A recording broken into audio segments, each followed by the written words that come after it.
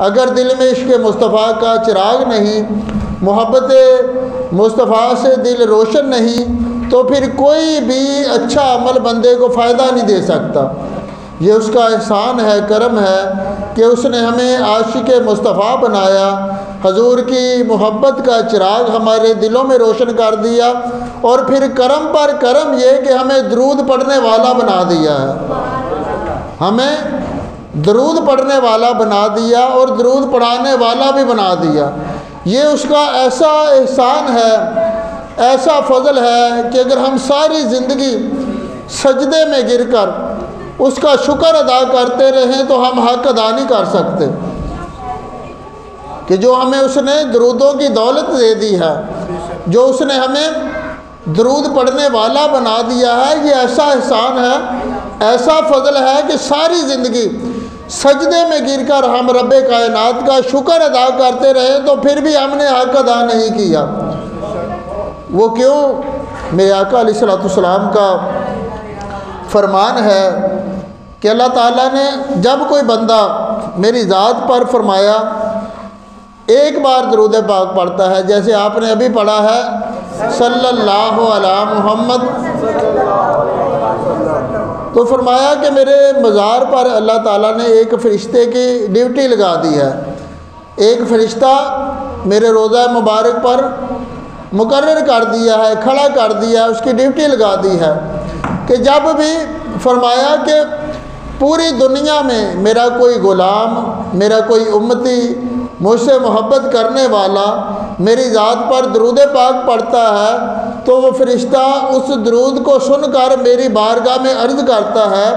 یا رسول اللہ صلی اللہ علیہ وسلم، فلاں آپ کا جو ایک امتی ہے اس کا نام فلاں ہے اور اس کے باپ کا نام فلاں ہے۔ نہیں سمجھے بات کو؟ آپ کا نام وہ سرکار کی بارگاہ میں لیتا ہے، پھر آپ کا نام سرکار کی بارگاہ میں لیتا ہے، عرض کرتا ہے یا رسول اللہ اس نے آپ کی ذات پر ایک بار درود و سلام کا نذرانہ پیش کیا ہے، آپ کا نام، آپ کے باپ کا نام، آقا علیہ السلام کی بارگاہ میں وہ فرشتہ نام لیتا ہے، عرض کرتا ہے یا رسول اللہ فلاں آپ کے امتی نے آپ کی ذات پر سلام بھیجا ہے، درود و سلام کا نذرانہ پیش کیا ہے، تو میرے مصطفیٰ علیہ السلام بھی فرماتے ہیں کہ میری طرف سے بھی اسے سلام کا جواب دے دو، میری طرف سے بھی اسے۔ تو پچھلے جمعے بھی میرا حال میں عرض کر رہا تھا، آپ نے کسی بڑے بندے کو، سیاسی بندے کو، کسی ایم پی ایم این اے کو، بڑے ہوتے نہیں، ہم ان کو بڑا مانتے ہیں نا، دنیا دار جو ہے، ہم جیسے ماڑے بندے، غریب بندے، کمزور بندے، وہ ان کو بڑا مانتے ہیں، وہ ان کو برا ماننا چاہیے، بڑا مانتے ہیں، بڑا مانتے ہیں۔ بڑا تو وہ ہے جو رب کی بارگاہ میں جھک گیا، مقام پا گیا، جو اللہ اور رسول کی بارگاہ میں مقبول ہو گیا، جس کو اللہ نے پسند کر لیا، جس پر میرے رب نے کامیابی کی مہر لگا دی، اس کا پھر درجہ تقوی اور پرہیزگاری کے حساب سے رب نے وہاں فرمایا کہ بلند ہے۔ جو جتنا متقی ہے، پرہیزگار ہے، اللہ سے ڈرنے والا ہے، اللہ اللہ کرنے والا ہے، وہ اتنا بڑا آدمی ہے۔ تو یہاں میں مثال دینے لگا تھا، کوئی وزیر ہے، کوئی منسٹر ہے، کوئی گورنر ہے، کوئی جنرل ہے، آپ نے اس کو سلام بھیجا، اس کو آپ نے سلام کیا، اس نے بھی آپ کے سلام کا جواب دے دیا، تو آپ کتنی خوشی محسوس کرتے ہیں۔ یہ الیکشنوں کے دنوں میں دیکھتے ہیں بندے، وہ اپنا کسی علاقے میں الیکشن اس نے ابھی جیتا نہیں، عہدہ ملا نہیں، وزیر مشیر بنا نہیں، لوگ اسے ہاتھ ملانے کے لیے ایک دوسرے کو کونیاں مارتے ہیں، لڑتے ہیں، جھگڑتے ہیں، اس کی طرف دوڑ لگاتے ہیں کہ کسی طرح اسے ہاتھ ملا لیں، اسے جفی ڈال لیں، وہ اس کو سلام کر دے، وہ ہمارے سلام کا جواب دے دے۔ تو اب اگر وہ ہاتھ ملا بھی لے تو کیا ہوگا، سلام کا جواب دے بھی دیا تو کیا ہوگا؟ کوئی سلام لے کر آپ کو اس نے اللہ کا ولی نہیں بنا دیا، آپ کے گناہ نہیں معاف کروا دیے، آپ کو اس نے جنتی نہیں کر دیا، پھر بھی آپ اتنے راضی ہوتے ہیں، لوگ بڑے راضی ہوتے ہیں، خوش ہوتے ہیں، پھر جا کر بتاتے ہیں، تصویر لیتے ہیں ساتھ کھڑے ہو کر، ہے نا ایسا؟ تو یار اس بندے کا کیا مقام ہوگا جس کو مصطفیٰ کی بارگاہ سے سلام کا جواب مل گیا۔ سمجھ رہے ہیں نا بات کو؟ کہ اس بندے کا مقام کیا ہوگا جو عاشق مصطفیٰ ہے، جس کے دل میں عشق مصطفیٰ کا چراغ روشن ہے۔ جب فرشتہ اس کا نام لیتا ہے سرکار کی بارگاہ میں، اس کے باپ کا نام لیتا ہے، پھر جواب ملتا ہے حضور کی طرف سے فرشتے کو کہ میری طرف سے بھی اسے سلام پہنچاؤ، سلام کا جواب دو، تو جب یہ عاشق مصطفیٰ کو پتہ چلے گا کل قیامت والے دن، دنیا میں جب پتہ چلتا ہوگا تو پھر اس کے دل کو کیسی خوشی ہوتی ہوگی۔ اگر دنیا دار کو بڑے آدمی سے جواب مل جائے تو وہ پھول کر گول گپا بن جاتا ہے، آپے سے باہر ہو جاتا ہے، محلے میں چوڑا ہو کر پھرتا ہے کہ فلاں بندے نے تو میرے ساتھ سلام لے لیا، فلاں سے میرا تعلق بن گیا، میرا رشتہ بن گیا، فلاں کے کاغذوں میں آ گیا، فلاں نے میرا نام لے لیا۔ تو یار جس کا نام سرکار کی بارگاہ میں فرشتے بار بار لے، جو بار بار درود پڑھ رہا ہے، صلی اللہ علی محمد کا وظیفہ کر رہا ہے، صلی اللہ علی محمد کا، بولیں ذرا، صلی اللہ علی محمد کا وظیفہ کر رہا ہے، وہ بار بار پڑھ رہا ہے، فرشتہ بار بار حضور کی بارگاہ میں اس کا نام لے رہا ہے، یا رسول اللہ اس نے درود پڑھا ہے، پھر درود بھیجا ہے، فلاں نے پھر درود بھیجا ہے، بار بار وہ حضور کی بارگاہ میں اس کا نام لے رہا ہے، اور حضور بار بار فرما رہے ہیں کہ میری طرف سے بھی اسے سلام دیتے جاؤ، میری طرف سے بھی سلام دیتے جاؤ۔ اس عاشق مصطفیٰ کا کیا مقام ہوگا، اس کا کیا مقام ہوگا۔ بلکہ سرکار کی بارگاہ سے تو اگر ایک بار بھی جواب مل گیا نا، جواب کیا آتا ہے؟ سلام آپ کسی کو کہتے ہیں السلام علیکم، جواب کیا آتا ہے؟ تو اس کا مطلب ہے کہ تجھ پر بھی سلامتی نازل ہو، تجھ پر بھی اللہ کی رحمتوں کا نزول ہو۔ تو اگر سرکار کی بارگاہ سے ایک بار بھی جواب آ گیا نا، جہاں تجھ پر بھی اللہ کی رحمتیں نازل ہو، تو بیڑا پار ہو جائے گا۔ تو آگے فرمایا میرے آقا علیہ الصلوۃ والسلام نے کہ بندہ ایک بار درود پاک پڑھتا ہے، رب گواہ ہے، مطلب یہ بنتا ہے، وہ اردو ترجمہ تھا کہ اللہ ضامن ہے، اللہ ضامن ہے کہ جو ایک بار میری ذات پر درود پاک پڑھتا ہے، اللہ اس پر 10 بار رحمتیں نازل فرماتا ہے، 10 رحمتوں کا نزول فرماتا ہے۔ اور فرمایا جو زیادہ پڑھتا ہے تو اللہ اور زیادہ کرتا جاتا ہے، اللہ اور رحمتیں نازل فرماتا جاتا ہے۔ تو یہ ایک بار درود پاک پڑھ کر، ایک بار درود پاک پڑھ کر بندے کو یہ مقام مل جاتا ہے کہ بندے کا نام، اس کے باپ کا نام سرکار کی بارگاہ میں پہنچ جاتا ہے۔ تو جو اپنی زندگی میں لاکھوں کروڑوں بار درود پاک پڑھ جائے گا، کل قیامت والے دن اس کو اللہ کیا مقام عطا فرمائے گا۔ اس کے بارے میں پھر میرے مصطفیٰ کا فرمان ہے کہ جو دنیا میں جتنا زیادہ میری ذات پر درود پاک پڑھتا ہے، وہ کل قیامت والے دن میرے اتنا ہی زیادہ قریب ہوگا، اتنا ہی زیادہ قریب ہوگا۔ کتنا قریب ہوگا؟ فرمایا کہ جب وہ جنت میں جائے گا میرے ساتھ مل کر، تو اس کا یہ کندھا میرے کندھے کے ساتھ ملا ہوگا، کہ حضور کے اتنا قریب ہوگا درود پڑھنے والا کہ اس کا کندھا جو ہے نا ایسے حضور کے ساتھ مل کر وہ جنت میں جائے گا۔ اس بندے کا کیا مقام ہے یار، جس کو حضور نے قریب کر لیا، اور کیا کیسے؟ درود پڑھنے سے، درود پڑھنے سے۔ فرمایا کہ جتنا زیادہ درود پاک پڑھنے والا ہوگا وہ اتنا ہی زیادہ میرے قریب ہوگا۔ اور ایک حدیث پاک ہے، فرمایا اگر ہم کروڑوں بار نہیں پڑھ سکتے، جو 100 بار پڑھ لیتا ہے، جو 100 بار پڑھ لیتا ہے، اب آپ نے پڑھا نا، پڑھیں ایک بار ذرا، صلی اللہ علی محمد، یہ 3 سیکنڈ لگے، آپ نے 2 بار درود پاک پڑھ لیا 3 سیکنڈ میں۔ اب 100 بار پڑھیں گے تو سیکنڈ کو جمع کر لے، 300 سیکنڈ، 300 سیکنڈ میں سے منٹ نکال لے، کتنے منٹ؟ چند منٹ لگیں گے، 4-5 منٹ لگیں گے۔ آپ نے 100 بار درود پاک پڑھ لیا۔ تو جو 100 بار درود پاک پڑھتا ہے، میرے آقا علیہ الصلوۃ والسلام نے فرمایا کہ کل قیامت والے دن اللہ اسے ایسا عظیم نور عطا کرے گا، اس کے ساتھ ایسی عظیم و شان روشنی ہوگی قیامت والے دن پل صراط پر۔ فرمایا ایسا نور ملے گا 100 بار درود پڑھنے والے کو، اگر وہ ساری مخلوق میں تقسیم کر دیا جائے تو پھر بھی کم نہیں ہوگا 100 بار درود پاک پڑھنے پر۔ 100 بار آپ نے پڑھا نا، صلی اللہ علی محمد، ذرا بلند آواز سے پڑھے، صلی اللہ علی محمد۔ فرمایا 100 بار جو درود پڑھتا ہے، قیامت والے دن اللہ اسے ایسا عظیم و شان نور دے گا، روشنی دے گا، جو پل صراط سے پار کرائے گی پل صراط کا اندھیرا اس سے ختم ہو جائے گا۔ فرمایا وہ روشنی اتنی تیز ہوگی کہ ساری دنیا میں، ساری مخلوقات میں اگر تقسیم کر دی جائے تو پھر بھی کم نہیں ہوگی، پھر بھی کم نہیں ہوگی۔ اور فرمایا کہ جمعرات اور جمعہ کے دن فرشتے آتے ہیں، فرشتے زمین پر آتے ہیں، وہ آ کر کام کیا کرتے ہیں؟ اب پھر میں وہ بات کروں گا کہ آپ کے گھر میں اگر کوئی بڑا مہمان آ جائے، کار پر آ جائے، موٹر سائیکل پر آئے خوشی اور ہے، کورے پر کار پر آئے خوشی اور ہے، کلٹس پر آئے خوشی اور ہے، اور کرولا الٹس پر آئے خوشی اور ہے، تو اگر پراڈو پر آ جائے پھر تو اور خوشی ہے کہ محلے داروں کو پتہ لگے گا یار بڑا فنے خاں کوئی آیا ہے، مہمان آیا ہے، بڑا بندہ آیا ہے۔ تو اگر وہ آج جہاز پر جائے پھر خوشی اور ہے،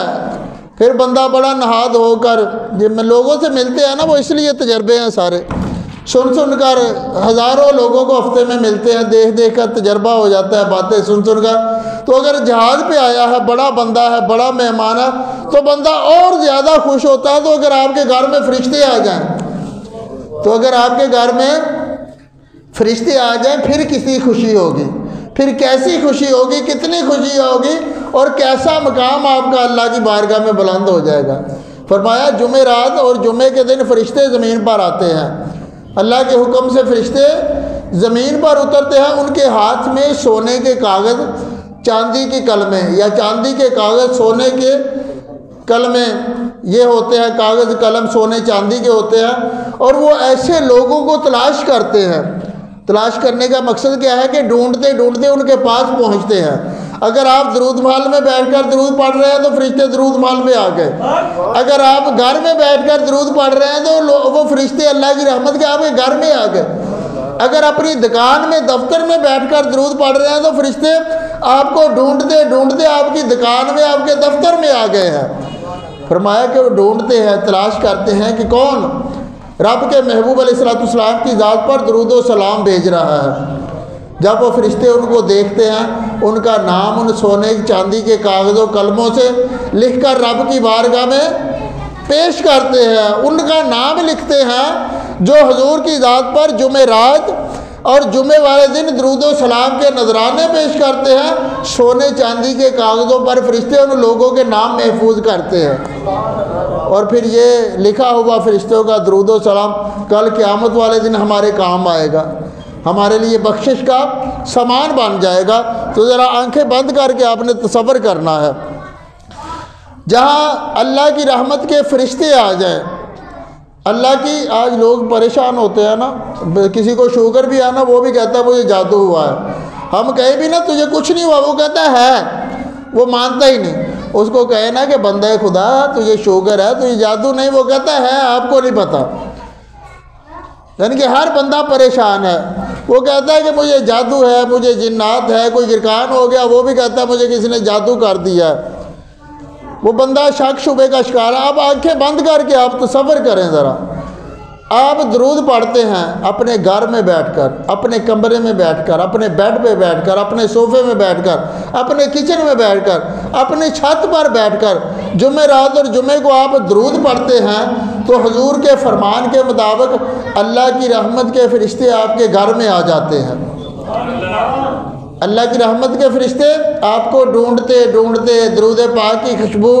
سونگتے سونگتے آپ کے گھر میں آ گئے، کمرے میں آ گئے، بیڈ روم میں آ گئے، کچن میں آ گئے، چھت میں آ گئے، صحن میں آ گئے۔ تو جب اللہ کی رحمت کے فرشتے آ جاتے ہیں، کیا آپ کے گھر میں جادو جنات رہے گا؟ جادو یا جنات نے گھر سے صفائی ہو جاتی ہے۔ پھر جب درود و سلام بندہ گھر میں بیٹھ کر پڑھتا ہے، یہ ساری بلائیں، ساری برائیاں، ساری مصیبتیں اللہ تعالیٰ ہمارے گھروں کو درود و سلام کی برکت سے پاک کر دیتا ہے، پاک کر دیتا ہے۔ پھر یہی وجہ ادھر لوگ آ کر بتا رہے ہوتے ہیں کہ کوئی کہتا ہے اتنے سال کی مرض تھی نہیں جا رہی تھی وہ چلی گئی، کوئی کہتا ہے کہ کینسر تھا جا نہیں رہا تھا اب کیا ہوا چلا گیا، شوگر نہیں چھوٹتی تھی، یہ فروخ صاحب بتاتے ہیں کہ انسولین لگاتے تھے، میراگل کے گولی کھاتے تھے، یہ بیٹھے ہیں۔ تو مدینہ ٹاؤن سے آتے ہیں، یہ بتاتے ہیں کہ شوگر بالکل ختم ہو گئی ہے، دوائی نہیں کھا رہے، گولی نہیں کھا رہے۔ وہ وجہ کیا بنی؟ وجہ درود و سلام بنا ہے، درود و سلام بنا، درود پڑھنے لگے، درود پڑھنے والوں میں بیٹھنے لگے، درود پاک کی برکتیں ملیں، اللہ کی رحمتوں کا نزول ہوا تو ساری تکلیف جاتی رہی، دوائی بھی چھوٹ گئی، میڈیسن بھی چھوٹ گئی، ڈاکٹروں کے پاس جو دھکے کھاتے تھے، پیسے لگاتے تھے، ان سے بھی جان چھوٹ گئی۔ تو اور ایسے بے شمار لوگ بتاتے ہیں کہ اللہ نے کرم کیا ہے، وہ کرم ہونے کا سبب جو یہاں آ کر بنتا ہے وہ میرے مصطفیٰ کا ذکر ہے، وہ درود و سلام کی برکتیں ملتی ہیں کہ ہم درود پڑھتے ہیں، ہم درود پڑھاتے ہیں، درود پاک کی برکتیں بیان کرتے ہیں تو اللہ تعالیٰ ہماری عزت رکھ لیتا ہے، لوگوں کو درود پڑھنے پر لگا دیتا ہے، جب درود پڑھنے پر لگ جاتے ہیں تو بیماری ختم ہو جاتی ہے۔ بات صرف اتنی ہے، بات صرف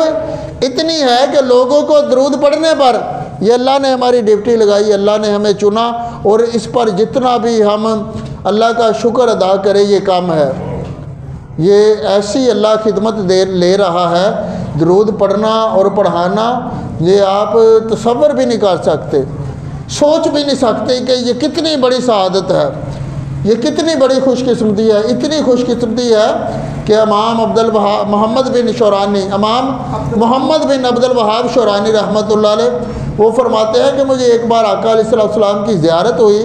حضور میرے خواب میں تشریف لائے تو حضور نے فرمایا کہ تو میری ذات پر کثرت کے ساتھ درود پاک پڑھا کر،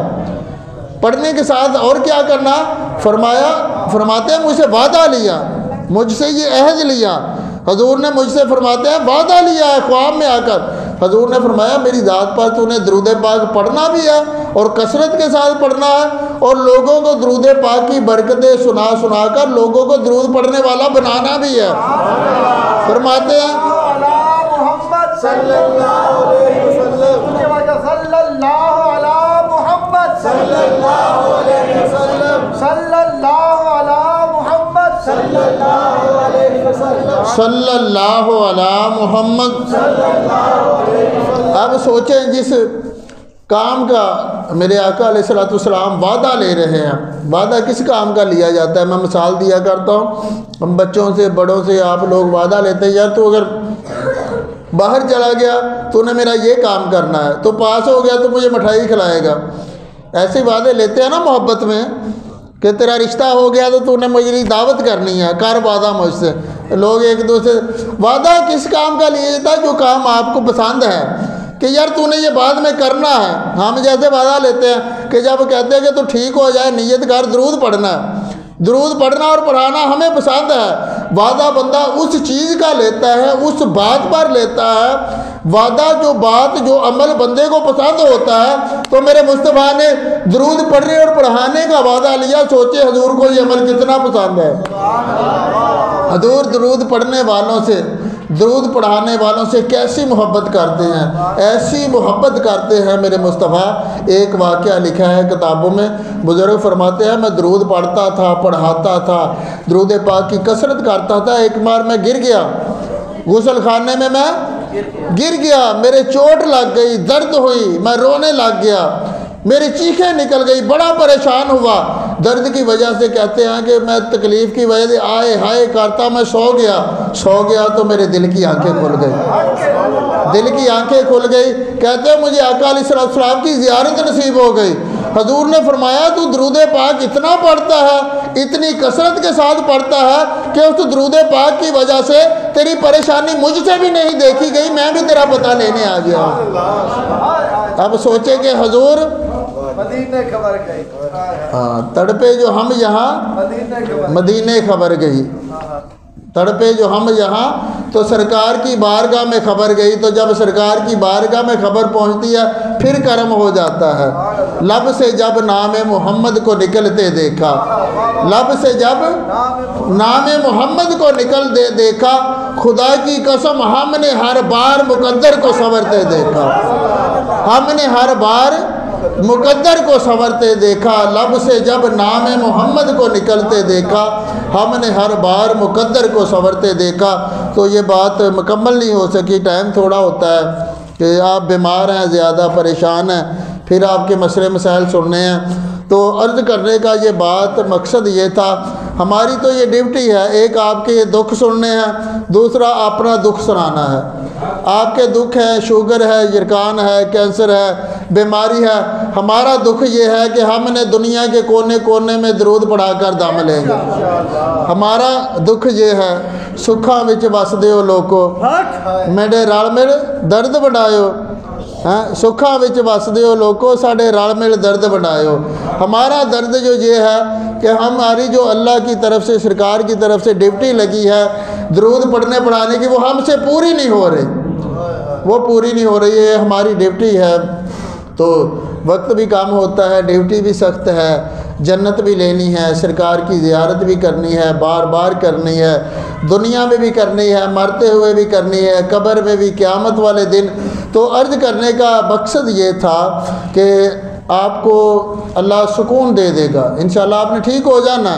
جیسے اتنے دنیا کینسر کے یرکان کے آتے ہیں ٹھیک ہو جاتے ہیں. ابھی انشاءاللہ لوگ کھڑے ہو کر بتائیں کہ مجھے یہ تھا ٹھیک ہو گیا، یہ تھا ٹھیک ہو گیا. تو آپ نے بھی ٹھیک ہو جانا ہے. بس نیت یہ کر لے، بیماری تو چلی جائے گی. سرکار کو راضی کرنے کے لیے، اللہ کی رضا کے لیے ہم نے بیماری دور ہونے کے بعد بھی درود پاک پڑھتے رہنا ہے. یہ نیت کر لے، ہاتھ کھڑے کر کے صلی اللہ علی محمد.